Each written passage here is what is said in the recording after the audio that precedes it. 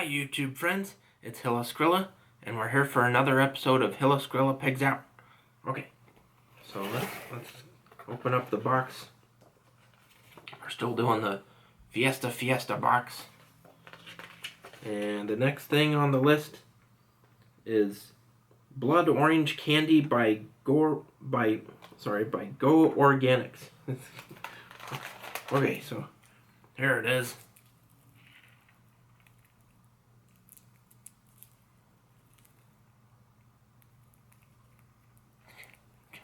There we go. Having a hard time focusing. Okay. And I'm also going to do the Iced Mango Mint Candy by GoOrganics. That's in here too. Here it is.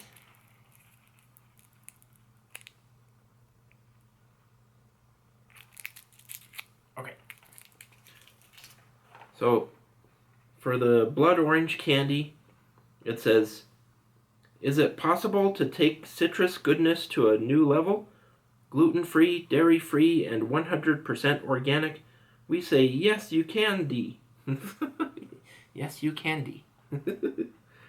They're gluten-free, vegan, non-GMO, and organic. That's these ones. And then the other one, for the Iced Mango Mint Candy, it says, "Sure to bring you to a warmer place, gluten-free, dairy-free, and totally organic. Sweet, baby. This tropical sucker will make you pucker with delight." Okay. Alright, that one. Okay. And that's also vegan, gluten-free, non-GMO, and organic. Okay, so we'll try the blood orange first. We'll open it up here.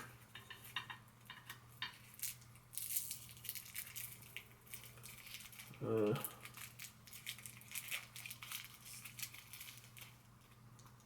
there's what it looks like without the wrapper.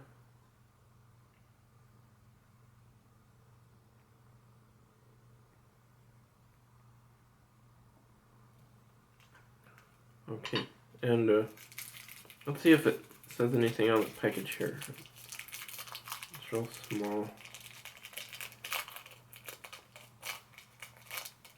So it's got their logo on it. It's a leaf and it says Go on it. Organic. Trademark. And it's... oh, I guess we'll do the Iced Mint Mango first. And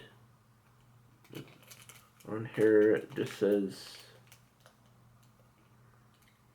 www.hillsidecandy.com.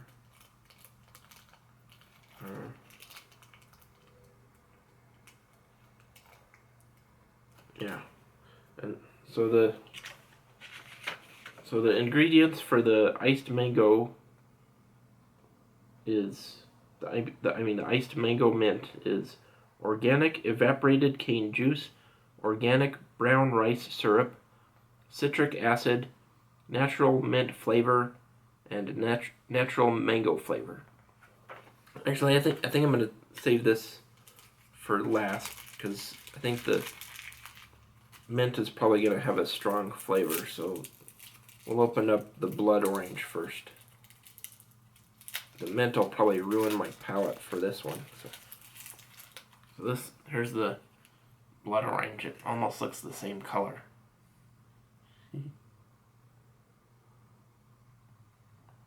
Alright. And same thing, it's got that same logo on here. It says organic blood orange. And www.hillsidecandy.com. Let me see if I can show you that logo.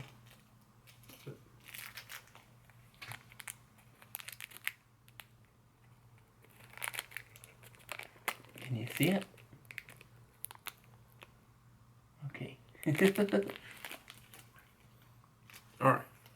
So, yeah, we'll eat the blood orange first. Okay, here we go. Let's pick out.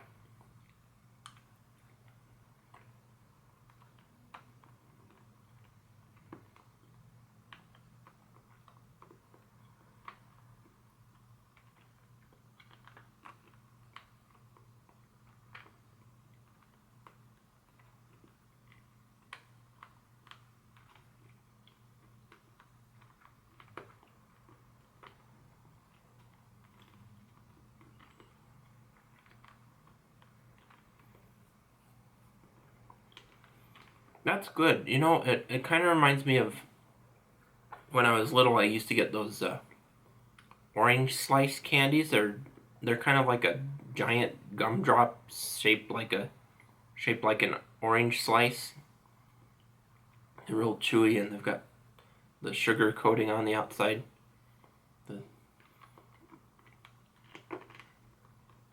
It tastes like that, but this is a hard candy, so it doesn't have that same chewiness. But we'll chew it anyway.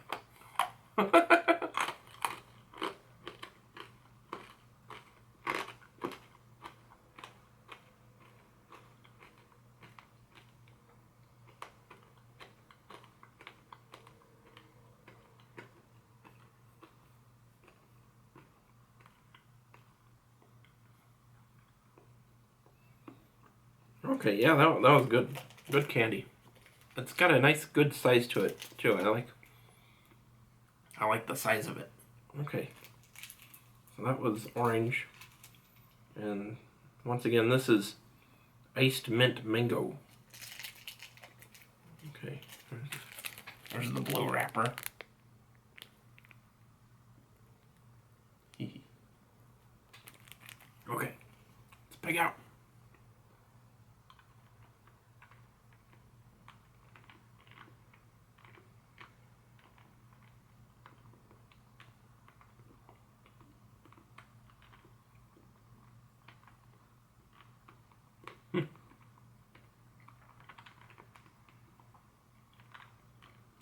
Man, that's really different. The mint isn't too strong, but it's definitely there. And it's got the... I can taste the mango too. The mango isn't really strong, but... yeah, it's definitely a fruity mint flavor, which is weird.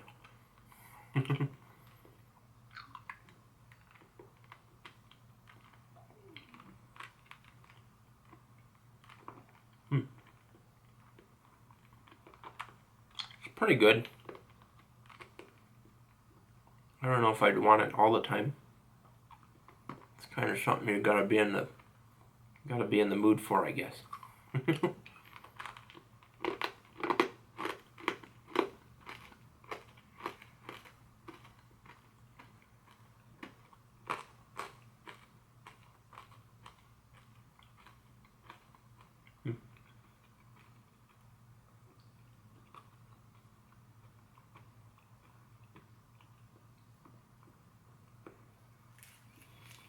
Yeah, those are pretty good.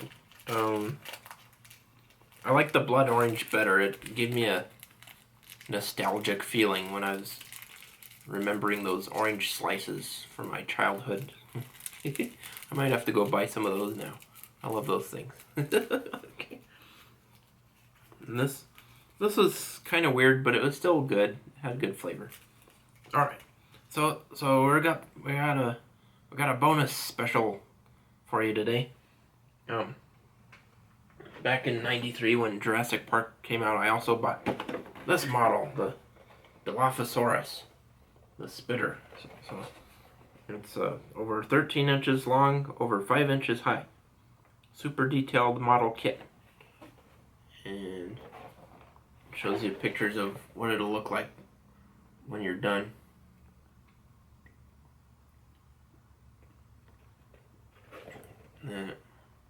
And it has the same pictures of the other models you can get that they had available. And yeah, and the Lindbergh model again. But you know what? I remember I started to build this and I started to paint it, and I was gonna try to paint it more accurately, like on the box here. And then I don't know what happened, but I had to abandon the project for some reason, and I remember putting all the pieces in a bag, and I have no idea what I did with that bag, because I didn't put them back in the box here. All that's left over are the plastic trees in this plastic bag. And paintbrush. Well, a couple paintbrushes I was using. And the instructions. So here's the instructions. Dilophosaurus spitter. And it's got a picture of it and a painting diagram. And then it's got the instructions for putting it together. And it says, Dilophosaurus, known as spitters, are about 4 feet tall, spotted like an owl, with brilliantly colored crests that fan out around their necks when aroused. Seemingly playful and friendly, the kangaroo-like animal makes a curious hooting sound, which precedes their deadly attack.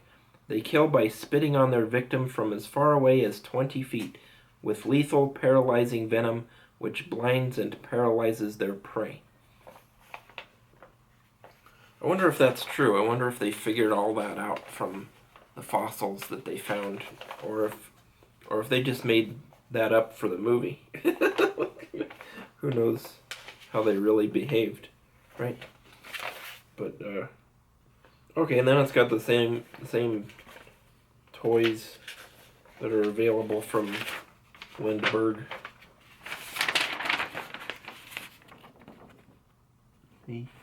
Okay. But another thing I found that was interesting in this box was my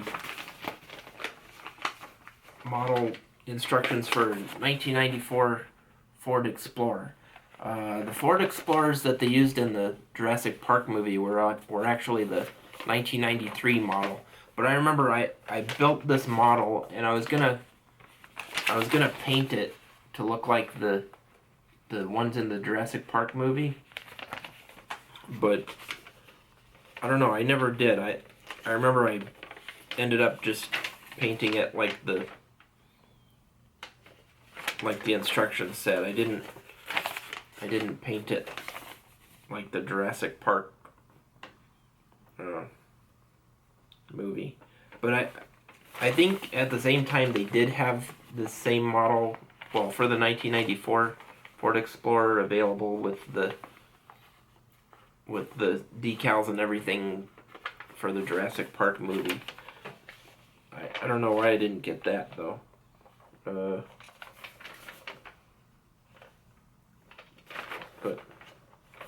yeah, this was a fun model to build. I remember I had a lot of fun building this one. I remember I had a problem with something. I had a warped part that was hard to put together on here. I think part of the body was warped or something, and so it wasn't going together right. I don't have this model anymore. I don't know what I did with it. I think I was disappointed in it later because it was kind of warped, and I remember some of my models that weren't too perfect.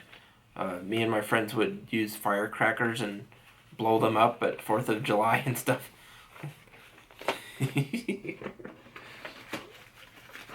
But anyway, another thing I thought that was cool that came with this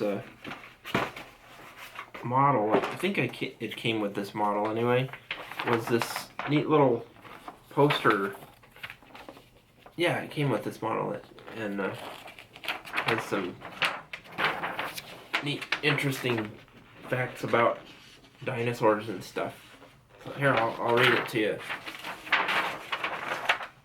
Okay, it says, when the world was young, animals of all kinds have lived on our earth for millions of years. We think we know what they looked like by the marks their bodies have left in some soft rocks. The bones of thousands of different kinds have been found on almost every continent. The earliest animals lived in the sea about 500 million years ago. They looked something like snails, clams, and jellyfish. Since that time, volcanoes and earthquakes have changed the shape of the oceans and continents many times. Huge mountains have been pushed up. Millions of years of rain and wind have worn them away. Icy glaciers have covered the land and have melted again. Plants began to grow on the land about 440 million years ago. Some of the early animals which had developed into fishes now learned to breathe air and lived on either land or in the water. These were called amphibians, like today's frogs and salamanders. Over the next 100 million years, air-breathing, egg-laying reptiles replaced most of the amphibians, known as dinosaurs, or terrible lizards. They ruled the world for the next 150 million years. Some of them ate meat, while others lived on plants and leaves. The smallest were no bigger than a duck, while the biggest grew up to 70 feet long. Many liked swamps and lakes, while others moved back into the oceans. A few could even fly through the air. Scientists think that their colors were probably like those of the reptiles living today, dull brown and green and gray. They are not sure how long dinosaurs lived. We don't know why, but about 70 million years ago, most of the dinosaurs disappeared except for their relatives, the lizards, turtles, and crocodiles we know today. In their place, warm-blooded mammals started to take over. Like the reptiles, they were small at first, but later grew into huge beasts, like the mammoth, the saber-toothed tiger, and thousands of other kinds.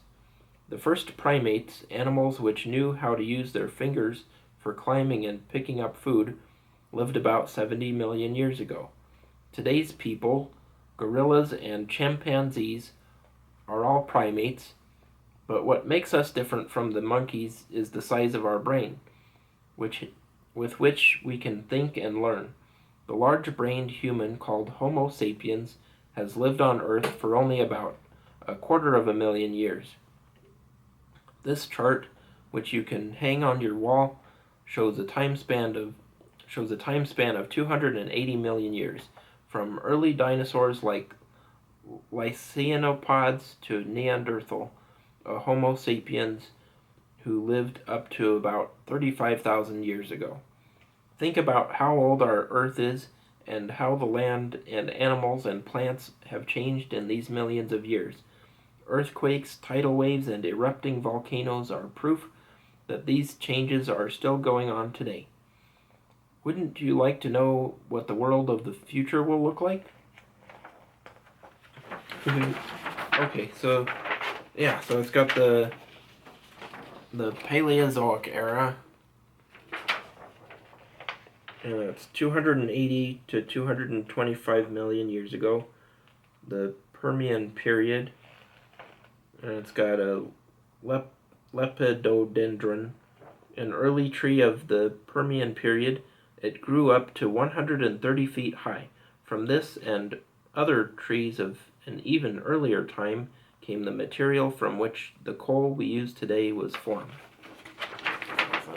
There's that tree. Okay. Then it shows a Lycaenops, a meat eater of the early Permian period. He looked somewhat like a mammal, but was a true reptile.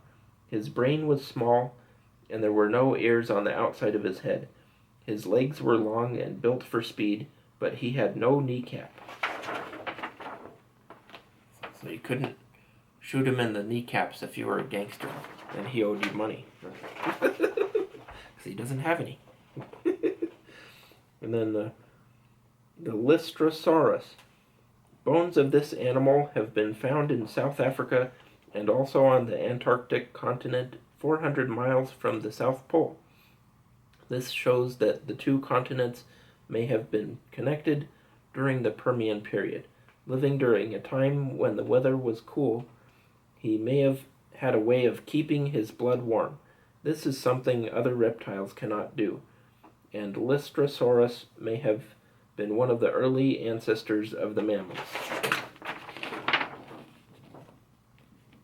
I wonder how they figured out he could keep his blood warm. I don't know. And then the next thing is the Henodus. An early life form, his shell and long tail place him somewhere between the lizards and the turtles. He lived during the Triassic period, and his cousins, the lizards and turtles, are some of the few reptiles which have managed to survive almost unchanged for 200 million years. Okay, so we're in the Triassic period, which is 225 to 195 million years ago. And there's the Henotus. Okay. And then horsetails. One of the earliest of plants, the horsetails have been growing in swampy areas for perhaps 300 million years or more. There's those. Okay. And then the next thing is the Tenistropheus. No, Tenistropheus. He looked very much like a lizard, except that his legs were longer and his neck stretched way out. He was about 15 feet long, and the teeth in his tiny head show that he probably lived on fish. He would walk along in shallow water looking for food. Anything moving would send his head splashing down to grab his catch. There he is. Okay. And then the Stegosaurus. Wait. No. That's in the Jurassic period, which is 195 to 136 million years ago. The Stegosaurus. This was a strange and clumsy creature, a humpbacked body on thick, uneven legs.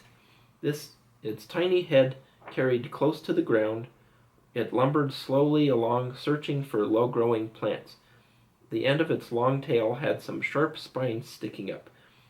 Along its back, a double row of thick, horny plates probably gave it some protection against attacking meat eaters.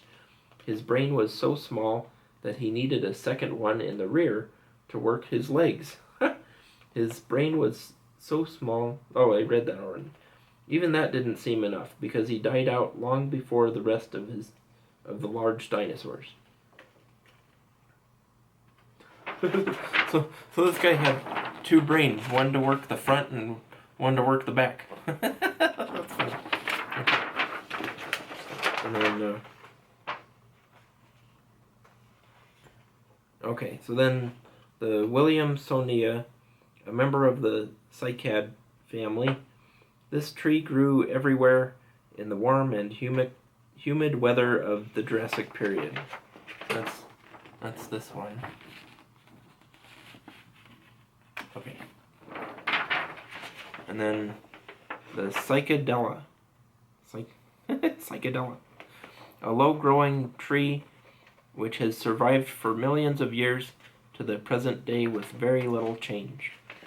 I think I've seen those in some pictures of tropical areas.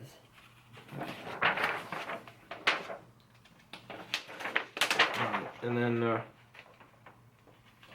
the Dimorphodon, one of the oldest forms of pterosaurs or flying reptiles. He lived during the early Jurassic period. His bones were hollow and sometimes paper-thin to save weight. His wings were long and made of skin like a bat's. They grew from the fingers of his hands and fastened to his lower body. The little finger was the longest and reached all the way down to the wingtips. The long tail was used as a rudder. Pterosaurs lived until the end of the Cretaceous period, and some of them had wingspans of 30 feet. There it is, perched on a tree there. Okay.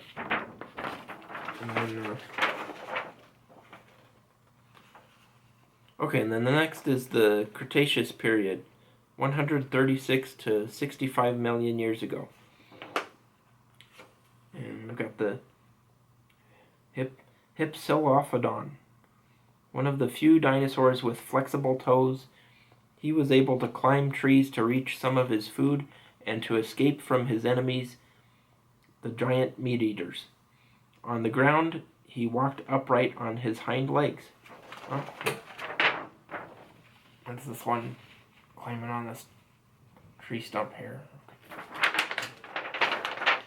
And the next is the Triceratops. Built something like a rhinoceros, his huge head ended in a massive bone collar which protected his neck. He would defend himself by pointing the two sharp 6-foot-long horns on his forehead and the third, shorter one on his nose toward anything which might attack him. He was about 25 feet long. His sharp beak and rows of teeth were useful in shredding the plants and vegetables he liked to eat. Bulky and slow-moving, Triceratops was one of the last of the large dinosaurs to die out. Okay, there's the Triceratops. Now, I think I read something recently that said the Triceratops was actually kind of a younger version, a younger version of a much larger dinosaur, and which with a similar name, because they discovered other fossils of larger ones, and they realized that the Triceratops was actually just a baby one of those. It would grow up to be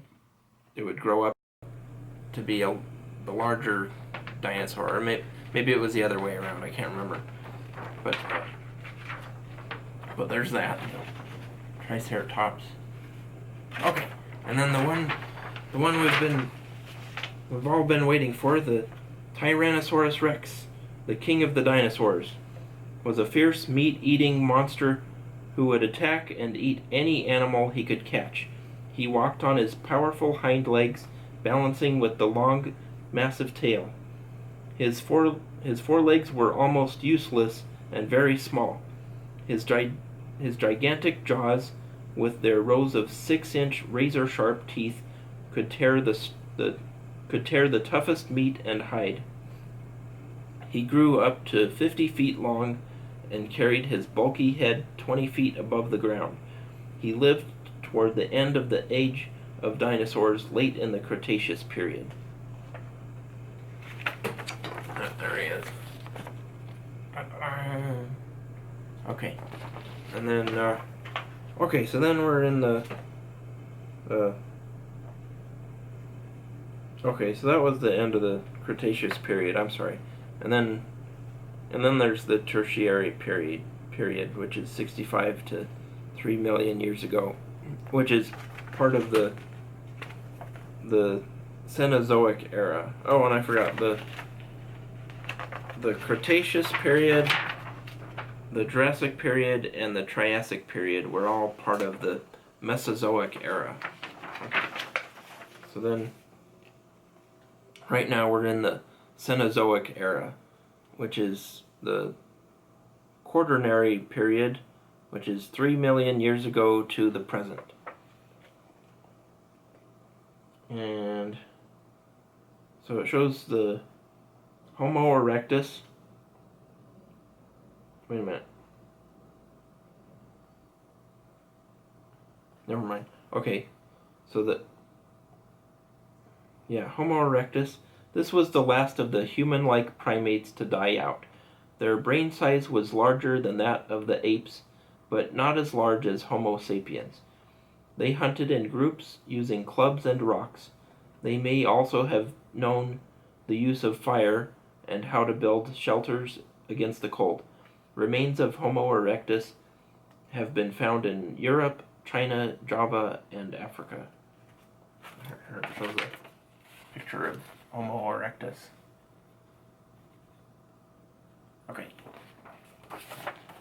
And then the Neanderthal Homo sapiens.